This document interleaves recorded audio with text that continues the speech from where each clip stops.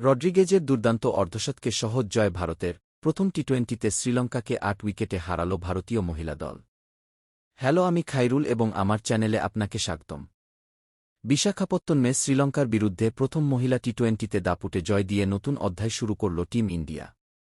বোলারদের নিয়ন্ত্রিত পারফরম্যান্সের পর জেমিমাহ রড্রিগেজের অনবদ্য অর্ধশতকে ভর করে ভারত মাত্র ১৬ ওভারেই লক্ষ্য ছুঁয়ে ফেলে। ১২২ রান তাড়া করতে নেমে ভারত ৮ উইকেটে জিত হাসিল করে। ওডিআই বিশ্বকাপ জয়ের ৫০ দিন পর আন্তর্জাতিক ক্রিকেটে ফিরেও কোনো জড়তা দেখায়নি ভারত। টস জিতে অধিনায়ক হারমনপ্রীত কৌর ফিল্ডিংয়ের সিদ্ধান্ত নেন।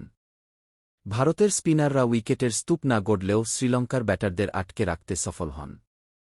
নির্ধারিত ২০ ওভারে শ্রীলঙ্কা তোলে মাত্র ১২১ রান, যা স্পষ্টতই কম রান ছিল। নতুন মুখ ক্রান্তি গৌড শুরুতেই বড় সাফল্য এনে দেন।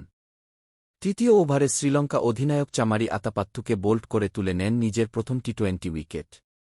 এরপর ভারতের স্পিন ত্রয়ী দীপ্তি শর্মা, বৈষ্ণবী Sharma O N Shricharani run তোলার গতি বেঁধে দেন। একাধিক ক্যাচ পড়লেও শেষ ৪ ওভারে মাত্র ৩০ রান দিয়ে শ্রীলঙ্কাকে চাপে রাখে ভারত।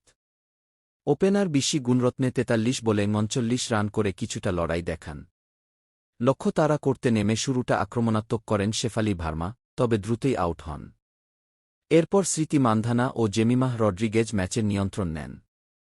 মান্ধানা খানিকটা অস্বস্তিতে থাকলেও ২৫ রান করে ৪,০০০ টি-20 রানের মাইলফলক স্পর্শ করেন।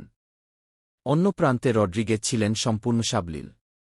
নিজের ১০০তম টি-20 ম্যাচে তিনি ৪৪ বলে অপরাজিত ৬৯ রান করে দলের জয় নিশ্চিত করেন।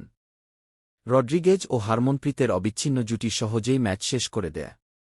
আত্মবিশ্বাসী এই জয় ভারতের টি-20 বিশ্বকাপ ২০২৬ অভিযানের সূচনা করল দারুণভাবে। খেলাধুলার সবশেষ রোমাঞ্চকর খবর পেতে এখনই চ্যানেলটি সাবস্ক্রাইব করুন।